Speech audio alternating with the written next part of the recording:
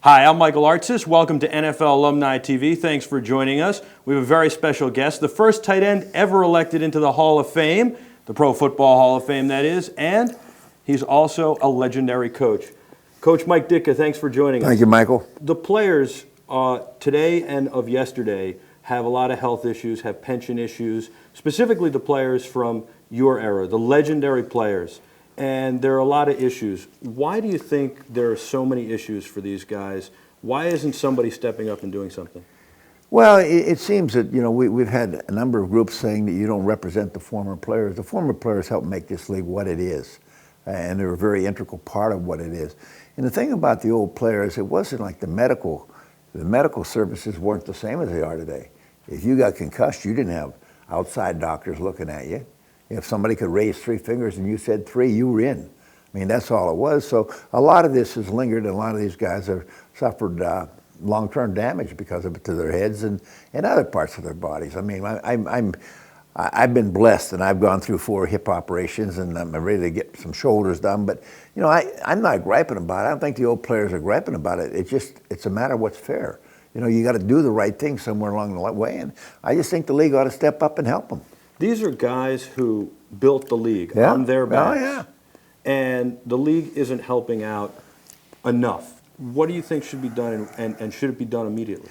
Well, I think, the league's big argument has been, well, they don't know who to deal with. Well, if you want to deal with somebody and realistically deal with the NFL alumni now, go ahead, they'll deal with them. George has got a group together. He's got a strong board.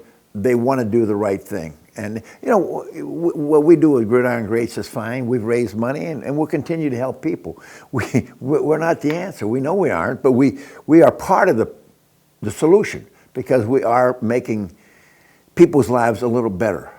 We've got some great services for people. We help them out. We put food on the table. We put transportation for people. You wonder why. You say, why would this have to happen?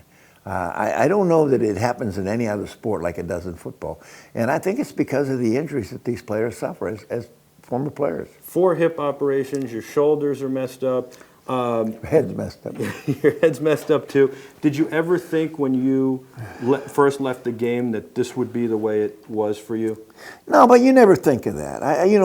People say, would you change? No, I would never change anything. I enjoyed every minute of it, the good, the bad, getting knocked down, getting picked up, Well, but that's the point I wanted to make, because you don't realize how bad it is. No, never. And then when it does get bad, you have a pre-existing condition according to insurance companies. You can't get insured, and nobody's there to help you. And guys who worked 2 jobs when they were playing, who are barely making ends meet now, can't afford medical procedures. Well, ironically, my medical today comes through SAG-AFTRA. From acting and the TV work. Yeah, exactly. Why is that? My contributions are basically to football. I did a couple movies, or I've been on TV, so that's where I get my medical benefits right now. Okay, I mean, like I said, I'm fortunate, but there's a lot that aren't fortunate. And where do you go for them?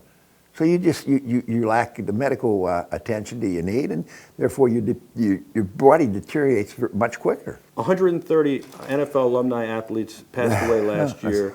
What happens if this doesn't go through right now, if something doesn't change right now for these guys? Well, they'll just, the policy for a number of years has been delay, deny, and wait till they die.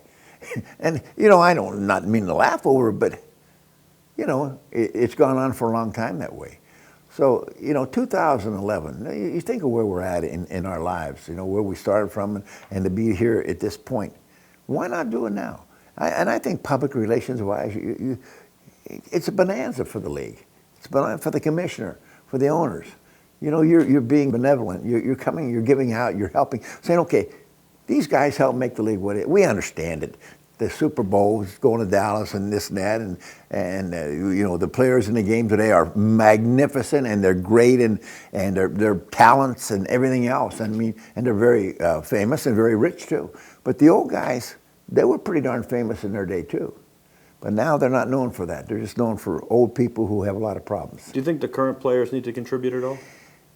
I don't think they do. I think there's a lot of risk involved playing a game of football, and the current players, I don't think they have to. I think there's enough there that if people would understand, the Players Association, the players, the owners, the commissioner, there's somewhere there's a piece that can go to take care of these guys.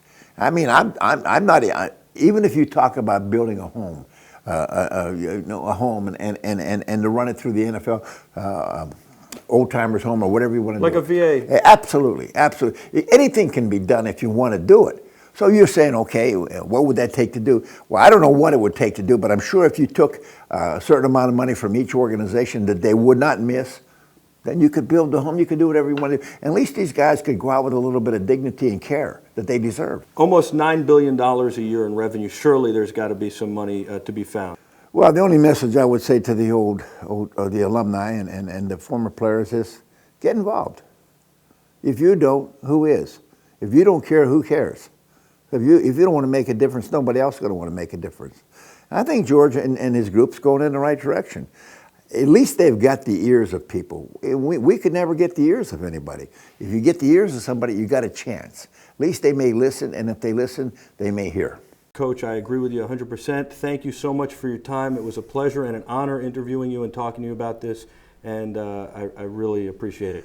Thanks a lot, Coach. I hope the current and the former players get involved and stand up and stand united together. I'm Michael Artsis for NFL Alumni TV. Keep watching. Thanks for joining us.